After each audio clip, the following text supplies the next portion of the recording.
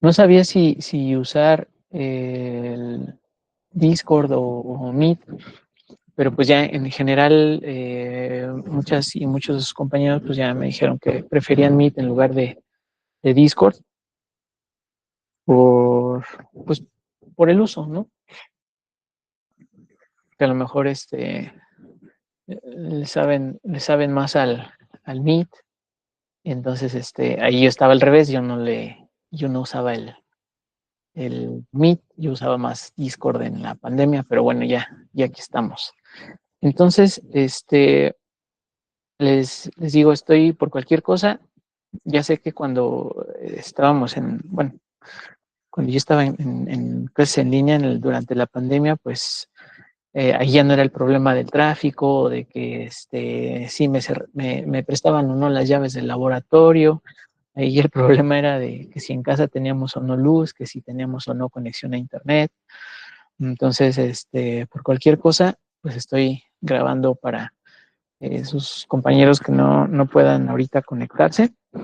Entonces ahí que quede, ya después publico los enlaces. Este, Les voy a platicar más o menos cómo vamos a trabajar en estas. Bueno, para nosotros serían prácticamente 3 clases, ¿no? Esta y 2 de la próxima semana. Voy a compartir pantalla y pantalla, ok. Y vamos agregando aquí a su compañero. Entonces, no sé si ya vieron. eh, Les repito, vamos a ver cómo vamos a trabajar estas próximas clases. Eh, Va a ser así. Primero voy a publicar el enlace de Meet, porque no sé cómo generar un mismo enlace para las próximas otras 2 clases que siguen. Entonces voy a publicar el enlace de Meet y eh, si me llegaran a pedir a mí evidencia de que estuve trabajando con ustedes, pues voy a poner una publicación ahí en el Classroom. Por ejemplo, ahorita puse pase de lista del 10 de octubre del 2025. Entonces ahí lo que les voy a pedir es nada más que pongan como comentario, que pongan su nombre completo. Ujú. Como tal, nada más es para saber y sacar yo mis estadísticas de cuántos alumnos se han estado conectando, ¿no? Les digo, yo sé que hay muchos problemas, que sí podemos tener conexión a internet, que a lo mejor estamos desde el teléfono y a lo mejor estamos con datos y pues nos cuesta ahí trabajo estarle poniendo saldo al teléfono, ¿no? Yo sé que son muchos detalles, pero bueno, entonces por eso voy a dejar ahí las clases grabadas. No sé todavía dónde las voy a subir, a lo mejor en YouTube, no sé, ya para que en algún momento se pierdan alguna de las clases, pues ahí que se quede el video en línea y puedan revisarlo cuando tengan la oportunidad. Muy bien, entonces, les digo, nada más les pido ese favor.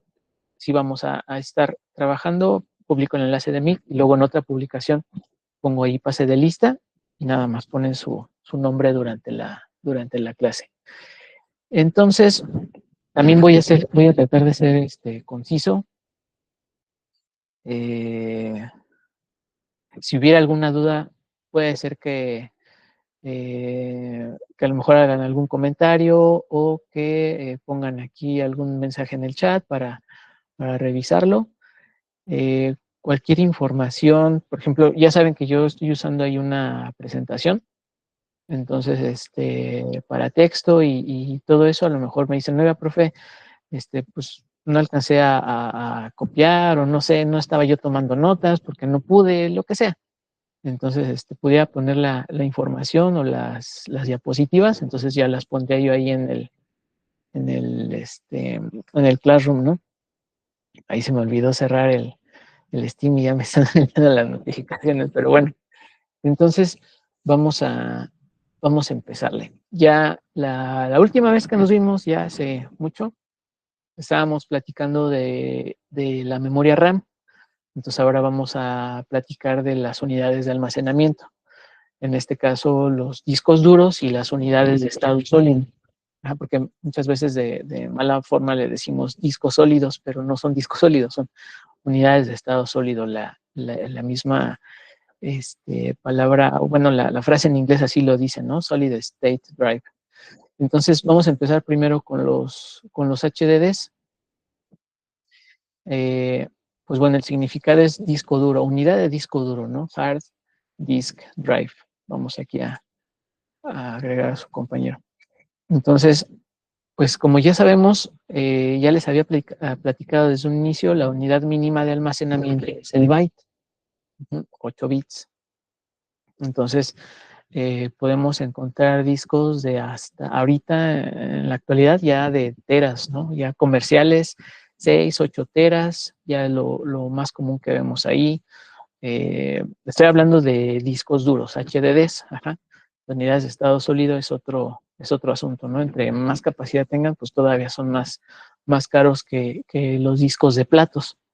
Pero en cuanto a tiempo de vida, pues son más duraderos los discos de platos. Ajá. Entonces, pues bueno, los discos duros pueden tener diversas interfaces o tipos de conexión. La más básica o la más antigua, voy a poner por acá la imagen, eran los IDEs. No sé si se alcance aquí a ver la diferencia entre el IDE y el SATA. Pues aquí vemos que el IDE es el disco que está aquí abajo. El cable de datos del disco es un poco más ancho. Bueno, no un poco, bastante más ancho. Aquí en la parte superior, este sería el cable de datos del disco duro IDE y este es el cable de energía, que le decían el Molex de 4 pines. Y pues vemos la diferencia ya con los discos que tienen la interfaz SATA. La interfaz SATA es un poco más pequeña. Aquí también se ve la diferencia. El que está aquí al lado izquierdo, este es el cable de datos de IDE y el del lado derecho es el cable de datos de SATA. Entonces vemos ahí la diferencia de tamaño, ¿no? Entonces, ese sería el tipo de conexión para los datos. El IDE también es conocido como ATA paralelo. Ajá. Hay ATA en serial, que sería ahora el SATA, y antes era la conexión ATA en tipo paralelo. Entonces vemos ahora que las conexiones SATA 1, SATA 2, y algunos dicen que es SATA 3, otros formalmente mencionan que es SATA 600 por la cantidad en bits por segundos que alcanza de ancho de banda. Acuérdense que la unidad mínima de transferencia de información son los bits, los ceros y los unos. Entonces el SATA 600 está más o menos a la frecuencia de 600 megabits por segundos de transferencia. Fíjense que en algún momento algunos discos duros llegaron a tener o tienen una memoria caché, un buffer de almacenamiento. Este buffer es un chip parecido al de la memoria RAM y se usa para algo así como, no sé si recuerden cuando platicábamos del procesador, que decíamos que tiene su propia memoria estática, o sea, la memoria caché, que es obviamente trabaja a mayores frecuencias de los chips de la memoria RAM, la memoria dinámica. O sea, acuérdense, memoria dinámica es la RAM y la estática es la caché del procesador. Entonces, en el caso de los discos duros, de los discos de platos, empezaron a tener unos chips de memoria que funcionaban como un almacenamiento temporal. En este caso, en inglés son conocidos como buffers. Entonces, hay discos que tienen chips de 64 megas, de 128 megas. Entonces, les digo, el funcionamiento es parecido al de la memoria caché del procesador. El procesador recibe instrucciones, genera también instrucciones. Entonces, en el momento que tú estás usando una aplicación, que la tienes, digamos, que en primer plano, pues esa aplicación es la que está generando datos y esos datos se almacenan en esa memoria caché. Entonces se está trabajando el procesador y con esos datos que se está generando, con esas instrucciones que está recibiendo, dice, no, pues esta instrucción a lo mejor la voy a necesitar en tantos tiempo, en milisegundos, ¿no? Entonces la voy a dejar aquí en la memoria caché. esta instrucción, también la voy a guardar por acá, este dato que estoy generando lo voy a guardar aquí porque a lo mejor lo necesito inmediatamente. Entonces el buffer es algo parecido. Vamos a pensar que guardamos un archivo en nuestra computadora. Por ejemplo, ahorita que estamos en las clases en línea, ¿no? Que les dejan, ay, pues ahí les va este PDF para que lo lean. Entonces abrimos el PDF y pues ya lo estamos ahí leyendo. Entonces, a lo mejor ese PDF ya lo guardamos en disco, ya lo descargamos, ya está almacenado en disco. Entonces, como estamos trabajando con ese archivo, se está leyendo, puede ser que ese archivo, parte de él, se guarde en este buffer, sobre todo para mejorar los tiempos de lectura y escritura, o sea, que no sea tan lenta la apertura del archivo o a la hora que estamos a lo mejor pasando entre las páginas del PDF, que no se ve ahí tan lenta la transferencia de información, o sea, lo que estamos viendo, ¿no? En pantalla. Entonces, ese archivo puede ser que el disco duro diga, en lugar de que esté funcionando el plato para leer el archivo, mejor cargo las instrucciones, los bytes de este archivo, lo cargo en memoria buffer para que sea un poquito más rápida la lectura y deje de estar trabajando los platos. Porque al final de cuentas, pues hay un desgaste, ¿no? Todo tiene un tiempo de vida en la computadora. Entonces, para disminuir ese desgaste de lecturas, pues puede cargar información en este chip de memoria temporal. Entonces, pues bueno, de repente íbamos a ver en características de los discos duros, de si no, pues este disco, bueno, recuerda ahí vagamente, por ejemplo, discos para portátiles de platos, a lo mejor decíamos, es de 5400 revoluciones. ¿Ah? O este HDD, que es para computadora de escritorio, es de 7200 revoluciones. O sea, quiere decir que esos platos que están dentro del, por así decirlo, encapsulado del disco duro, giran a esa velocidad, a 5400. Bajaba ahí la velocidad para mejorar el consumo de energía de una portátil, en este caso, que no se consumiera tan rápido la pila. Entonces, en el caso de las computadoras de escritorio, pues bueno, como están conectadas ahí a corriente, pues los platos de los discos duros pueden girar a una mayor velocidad, pues a 7200 revoluciones por minuto. Hubo por ahí un disco de la marca Western Digital que se llamaba Raptor, y ese disco, sus platos giraban a 10,000 revoluciones. Entonces, pues según esto, en teoría, mejoraban los tiempos de lectura y escritura. Esto fue antes de que empezaran a masificarse las ventas de las unidades de estado sólido. No tanto como las que vemos ahora de las unidades que son M2, sino de los unidades de estado sólido que todavía tenían conexión SATA. Entonces por ahí hubo discos que tenían, que sus platos giraban a esa velocidad, ¿no? 7200 revoluciones digo, 10,000 revoluciones. Entonces ahorita estaba buscando una imagen que se pareciera un poquito a esta que tengo aquí, para que veamos, por lo menos si no físicamente, que nos demos una idea de cómo está internamente el HDD. Entonces tenemos esta parte de los platos. Les digo, acá se ve un poquito mejor en esta imagen. Eh, tenemos aquí los platos. Eh, no forzosamente nada más va a tener un plato, puede tener a lo mejor el almacenamiento, no sé, 4 teras. Puede estar dividido en 2, a 6 teras a lo mejor en 3 platos, como es el caso de la imagen. Entonces, estos serían las unidades donde se está almacenando la información. Entonces, cada plato, no sé si recuerden lo que platicábamos igual a lo del CPU, que se prepara el silicio en estas obleas, y tienen ciertos tratamientos químicos para que ya posteriormente se haga la fotolitografía, ¿no? O sea, que se tatúe ahí el modelo o el diseño del CPU, del procesador, con su controlador de memoria, sus núcleos, memoria caché, todo este rollo. Entonces, más o menos los platos de los discos HDD, de los discos móviles, tienen ese tratamiento químico para guardar, para que permita guardar esa información. Si nos vamos un poquito más atrás, esto no crean que es tan actual, y tan actual estoy hablando de unos 15, 20 años, nos vamos todavía más atrás a cuando la información se guardaba en cintas magnéticas. Recuerdo que alguna vez también les platiqué de si llegaron a usar cassettes o estas cintas de VHS o beta para ver películas.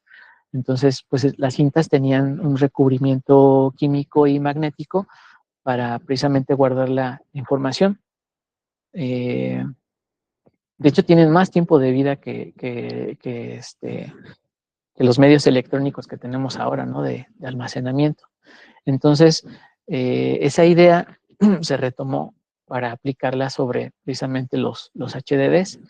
Entonces, cada plato tiene su recubrimiento magnético y químico y sobre de él funcionan unos brazos mecánicos.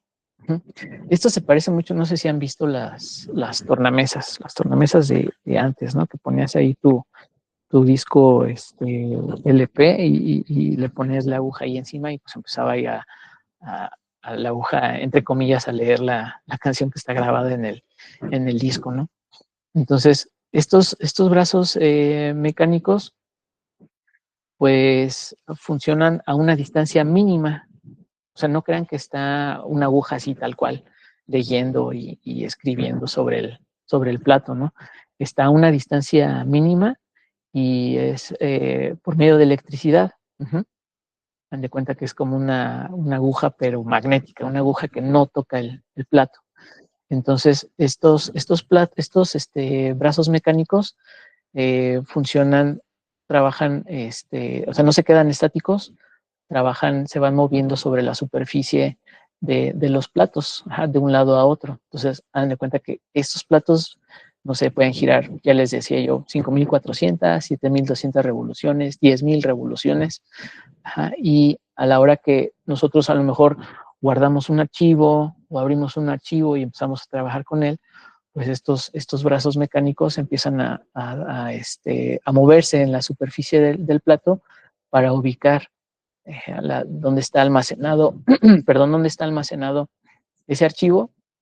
Luego ya leer sobre esos sectores, cargar el archivo a lo mejor en el chip de buffer y que nosotros ya lo podamos ver ahí en pantalla. Bueno, no es así tan directo, ¿no? Porque también ahí influye la tarjeta de video y demás cosas, pero bueno, más o menos así sería la idea de cómo se lee en el disco duro. Pero fíjense, el trabajo, la velocidad a la que están funcionando los platos, igual a la velocidad a la que trabaja los brazos mecánicos, ¿no? Entonces, ¿pero qué sucede? Internamente, o lógicamente, mejor dicho, estos platos magnéticos están divididos en sectores. Lo voy a regresar también por acá. Bueno, antes de seguirle, no sé si hasta aquí hay algún comentario.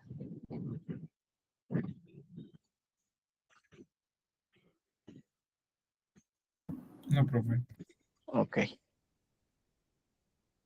Ya les iba a decir, interpreto el silencio como que no hay dudas. Entonces, Bueno, profesor, ajá, yo tengo una a ver, pregunta. No sé si sí. me deje conectarme a otro dispositivo. Es que ya se le va a acabar la pila a mi celular y...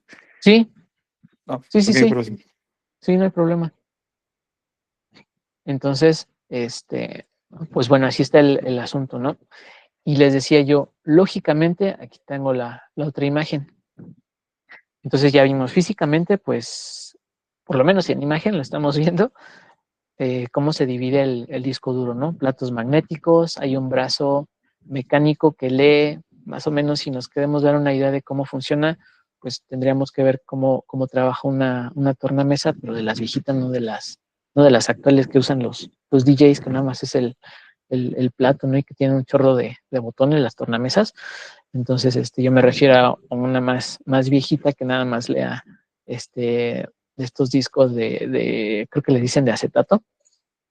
Entonces, más o menos así funciona mecánicamente. Pero ese plato, lógicamente, se divide en varias secciones.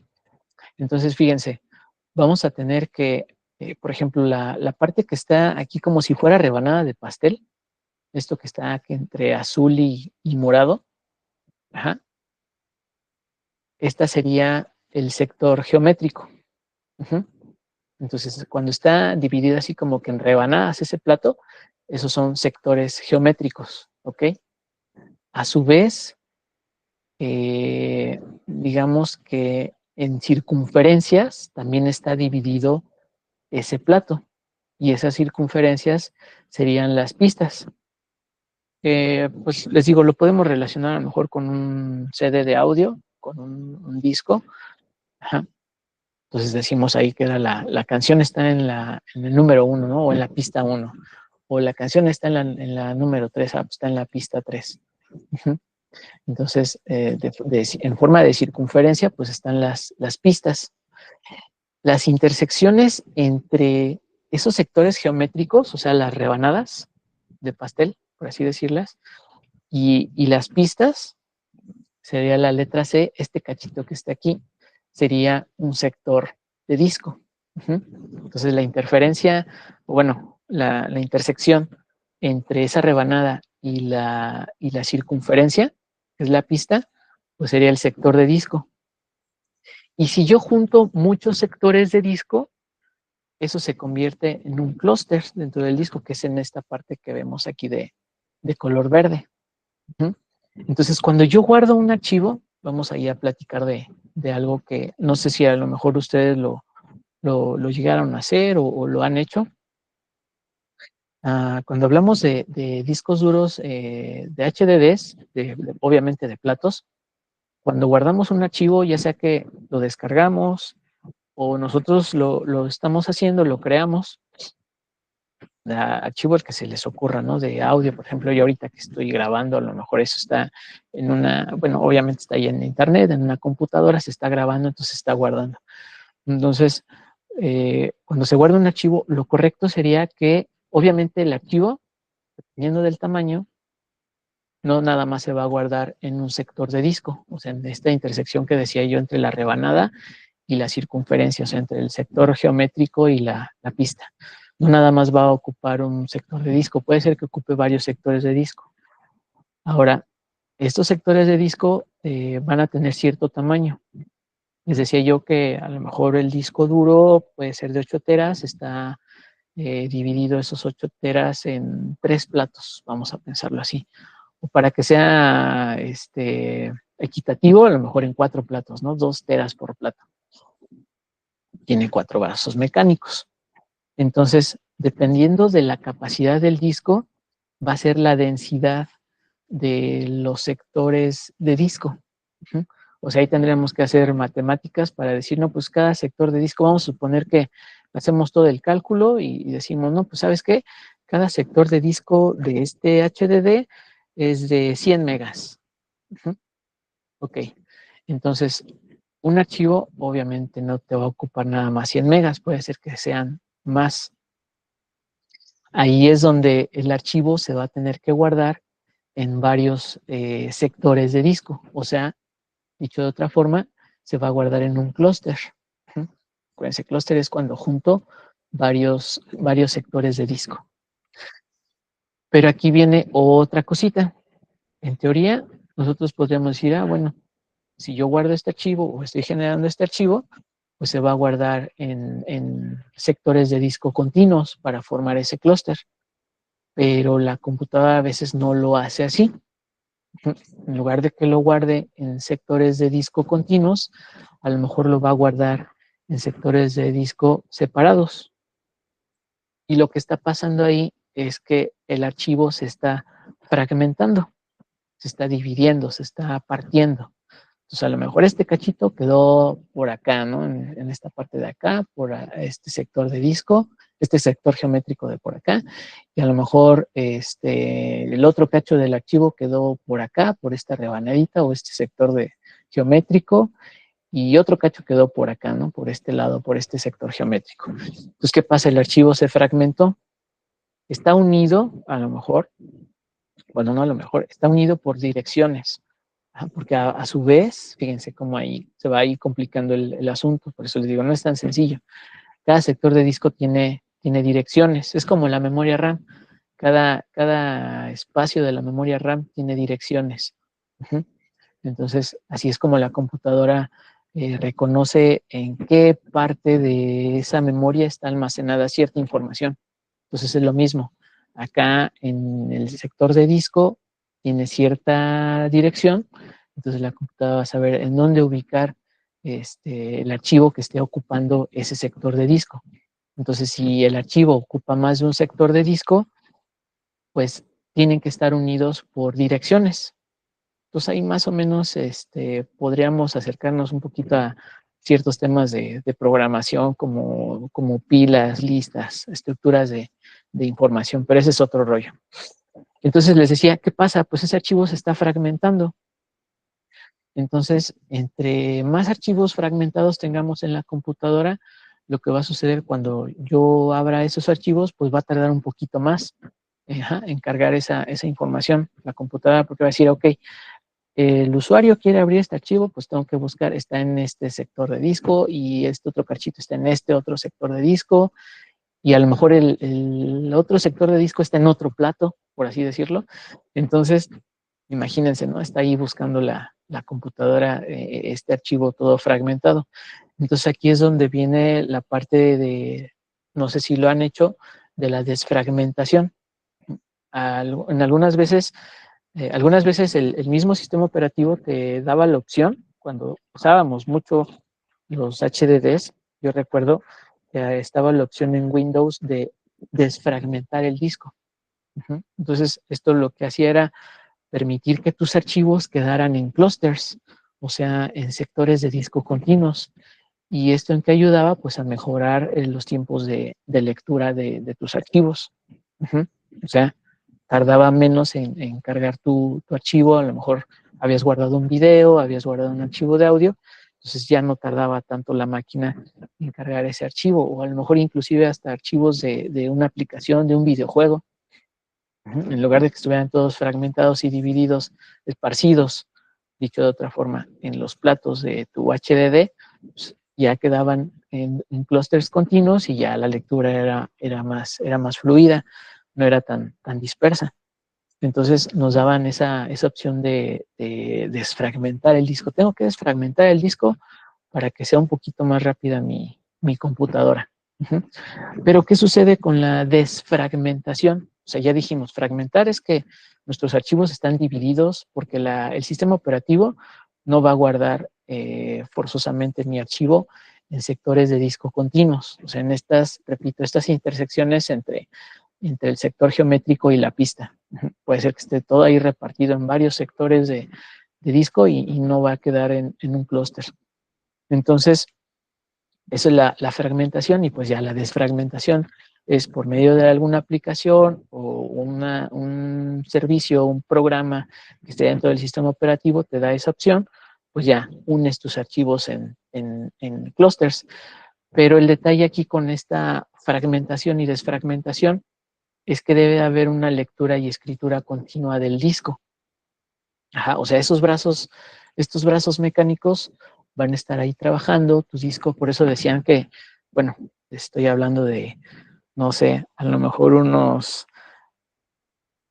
que será más de 10 años, 15 años atrás, decían, cuando vayas a desfragmentar tu computadora, pues no abras ningún otro programa, déjala ahí que esté trabajando, ¿no?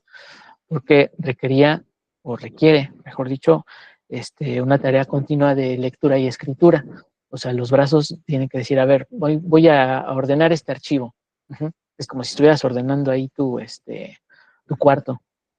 Entonces voy a ordenar este archivo, pues tengo que ver en qué sectores de disco se encuentra esparcido este archivo, ¿no? Los voy juntando a lo mejor en un buffer, puede ser que usara la memoria RAM o el mismo buffer del disco, o sea, el buffer físico, los chips de memoria físicos que componen el buffer del HDD, pues lo guardo acá y ya cuando lo haya juntado todo, pues ahora sí lo aviento en un clúster que esté vacío, ¿no? O sea, en sectores de disco continuos y así por cada archivo. Entonces es una tarea de lectura y escritura constante. Ahora, esto no había tanto problema. Obviamente, les digo, hay un tiempo de vida para el HDD. Los platos se tienen que desgastar forzosamente. Ah, este, pero ahora, esto si lo comparamos con una unidad de estado sólido. No sé si han visto por curiosidad o hayan checado ahí la información que hay en páginas que hablan de hardware. Las unidades de estado sólido, prácticamente su tiempo de vida está en lecturas y escrituras. Ajá. Te dicen, no, pues este SSD tiene tantos millones de operaciones de lectura y tantos millones de operaciones de escritura. Uh-huh. Entonces, imagínense, puede ser que también se haga una desfragmentación en unidades de estado sólido, pero aquí el problema es que como las unidades de estado sólido tienen tiempo de vida, precisamente en lecturas y escrituras, pues ¿qué va a pasar si yo estoy frecuentemente desfragmentando esa unidad de estado sólido para yo decir, no, pues es que es para que se haga un poquito más rápida, ¿no? La lectura y escritura de los archivos. Pues lo único que vamos a hacer es quitarle más tiempo de vida a las unidades de estado sólido. Ya sea que tengan interfaz SATA o que tengan interfaz M2, o sea, la que sea. Inclusive ahí hubo no sé si las llegaron a ver, unidades de estado sólido que eran PCI Express, o sea, como si fueran tarjeta de audio o de video, ¿no? Se conectaban a los slots de PCI Express, ya sea X4 o X16. Entonces, pues sin importar el tipo de interfaz o de conexión, si le hacemos una desfragmentación a una unidad de estado sólido, lo único que estamos haciendo es quitarle tiempo de vida. Porque les digo, el tiempo de vida viene marcado en tantos millones de lecturas y tantos millones de escrituras. Por eso no es recomendable a unidades de estado sólido hacerles desfragmentaciones. A lo mejor una al año quizá, pero no, porque les digo, le estamos quitando ahí tiempo de vida útil a esas unidades de almacenamiento. Pues bueno, aquí ya lo que les platicaba, ¿no? De la diferencia entre una interfaz SATA y una interfaz IDE. Ahorita ya es muy raro encontrar motherboards que tengan conectores IDE, ya casi todos son SATA y inclusive ya también los SATA ya se están en desuso, ¿no? Porque las unidades M2 son las que están ganando por sobre los HDDs y por sobre el SATA. Entonces, bueno, no sé si hasta aquí hay alguna duda, algún comentario antes de seguirme. Interpreto el silencio como que no hay dudas.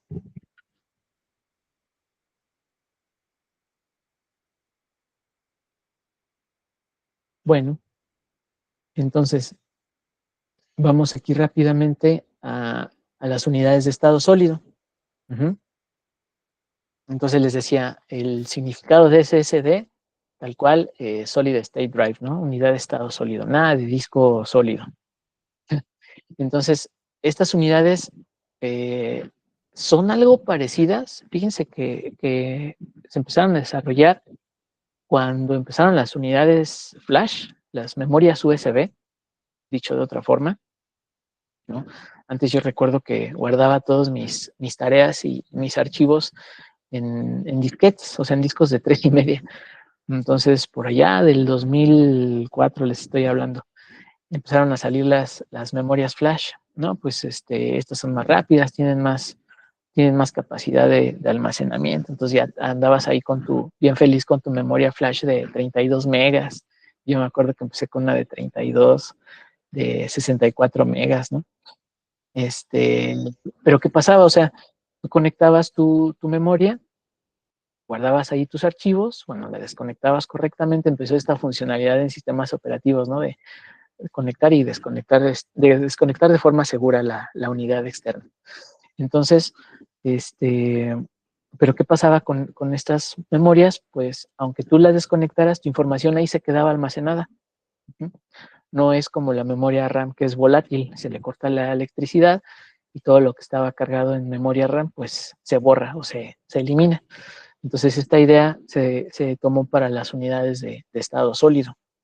Entonces, son chips parecidos a la memoria RAM, a los chips que usan los módulos de RAM, pero la diferencia es que son no volátiles, o sea, se apaga la computadora y de todas maneras se queda ahí almacenada la información. ¿Por qué el nombre este de estado sólido?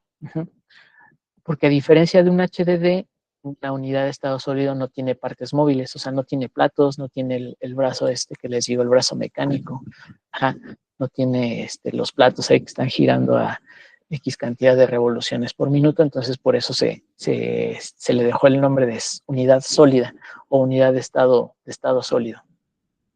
Entonces la gran diferencia con las unidades de HDD, pues es la mayor frecuencia o el mayor número de información que se puede transferir.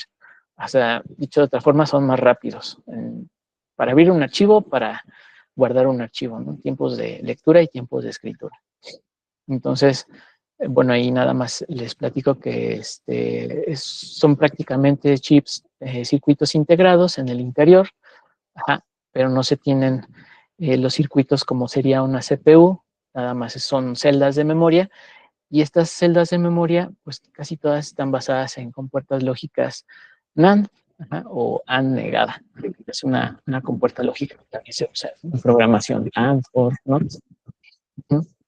Entonces, la capacidad y la diferencia, lo que les mencionaba con los chips de memoria RAM, es que permiten mantener la información, aunque se corte la energía, ¿no? Aunque se apague la computadora, queda ahí almacenada. Entonces, aquí vemos otra unidad de estado sólido. Esta no es M2, esta todavía es de los primeros que empezaron a salir, ¿no? De los primeros SSDs. Y acá vemos otra que les decía, hubo algunas unidades de estado sólido que las conectabas al slot PCI Express de la motherboard, o sea que tenían interfaz PCI Express. Entonces, esta es la diferencia que tenían con las ATAs, aparte del precio, eran más caras, pues tenían mayores frecuencias y mayores velocidades de lectura y escritura, pero les digo, pues era un poquito más difícil para el usuario final o el cliente final adquirir una de estas unidades de este tipo o con este conector porque eran bastante caras, ¿no? Y ahora pues esto es lo que tenemos, las unidades M2 y las unidades NVMe. Entonces, ya un poquito más para acá, 2015, 2018 empiezan a salir las unidades M2 y pues ya ocupan menos espacio, nada más que requieren de un conector especial. Las motherboards ahora ya tendríamos que revisar a ver si tiene esta motherboard. De cajón ya debe tener SATA, pero vamos a ver si esta motherboard tiene conector M2. Ya la mayoría de las motherboards actuales tienen por lo menos un conector M2 para este tipo de unidades de almacenamiento. Tienen la misma idea de las primeras unidades SATA que salieron, SSD, pero obviamente van entregando mayores frecuencias o mayores anchos de banda, ¿no? Tanto de lectura como de escritura, a comparación de las primeras unidades de estado sólido que salieron. Entonces, ahí la diferencia nada más sería la densidad, o sea, la capacidad que tienen de almacenamiento, y también decir que estas unidades, pues al final de cuentas emiten calor, entonces algunas de ellas traen, ¿cómo podríamos decir? Traen disipadores pasivos. He visto algunos que tienen ahí también pipas de calor, o sea, son un poquito más grandes, que tienen algunas, incluso tienen ventiladores pequeñitos, pero bueno, ese ya es otro asunto, y eso ya lo platicaremos cuando veamos las ventilación, ¿no? Discos duros y dispositivos de enfriamiento. Muy bien, entonces, dudas, comentarios,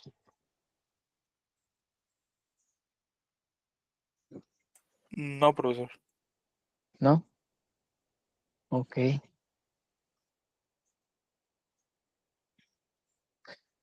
Pues entonces, así vamos a estar trabajando, les digo, puro floppy, puro disquete.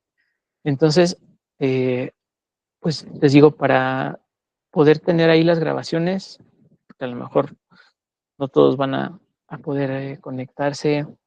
Digo, en casa pues hay muchos factores, entonces, que no hay luz, que no tengo internet, que ya se me acabó el saldo, yo sé que eh, todos estamos en diferentes situaciones, pues voy a tratar de las clases que tengamos en línea, grabarlas, por eso estoy siendo un poquito rápido y conciso en los temas, entonces para que las puedan repasar o si no pudieron conectarse, que las puedan ver. Ahorita todavía no sé, estaba viendo cómo me generó la clase anterior de ingeniería.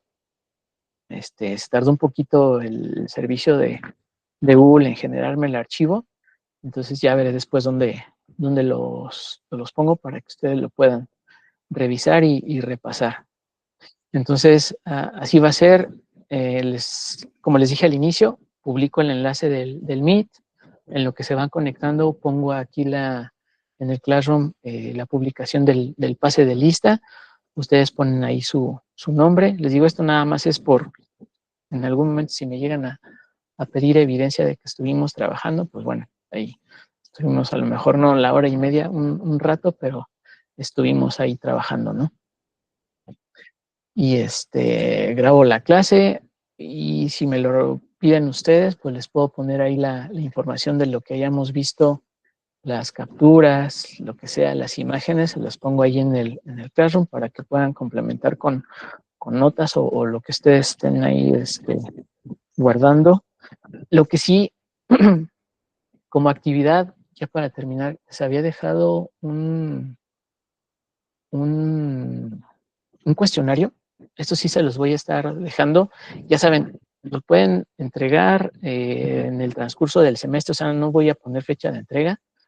Este material, nada más les quería comentar, esos videos, no crean que me los saqué de la manga. Es de un trabajo que hizo uno de sus compañeros, un egresado de informática. Se tituló conmigo siendo asesor por medio de apoyo a la docencia, entonces es un material que él generó, le gustaba mucho la asignatura y son videos que él hizo y los voy a estar poniendo dependiendo de los temas que vayamos viendo, con los temas que vayamos avanzando. Por ejemplo, aquí me faltaría, ya les puse el de arquitectura de un CPU, me faltaría el video de la memoria RAM. Lo único que sí les voy a pedir es que para yo ubicarlos, porque en el formulario de Google les pide un correo, y así es como registro yo las respuestas, ¿no? Y obviamente pues la calificación que genera el formulario. Entonces, nada más les voy a pedir ahí que el correo que estén usando aquí en el Classroom, yo por ejemplo aquí voy a checar con qué correo se registraron para ya ponerles la calificación. Que no crean que me pasa el formulario, me pasa la calificación al Classroom. Yo lo hago de forma manual, entonces checo ahí las respuestas, qué calificación les generó el formulario y con el correo que se registraron ahí en ese formulario, pues lo comparo con el que está registrado acá en el Classroom para poner la calificación correspondiente. Entonces ahí les repito como favor, el correo que usaron para registrarse aquí en el Classroom, ese usen para responder el formulario, ¿no? No voy a usar la información para otra cosa, eso yo lo guardo y ya al final del semestre que ya pasó las calificaciones, pues ya vacío todas las respuestas de los formularios y ya se pierde esa información, o sea, no hago nada con los correos que ustedes me pongan, y nada más es para hacer esa relación, ¿no? Y decir, ok, este correo que está acá registrado en el Classroom corresponde con este correo que está en el formulario y sacó esta calificación, entonces la paso para acá. Nada más les quería pedir ese favor. Entonces yo creo que en las próximas clases nada más sería publicar el de la memoria RAM y ahorita que estamos viendo las unidades de almacenamiento. Entonces yo creo que eso sería todo. Se queda grabada la clase para que ustedes puedan revisarla después y pues aquí vamos a estar trabajando. Entonces vamos a cortarle acá la grabación. Los que tengan, vamos a ponerle, les digo que no me la sé mucho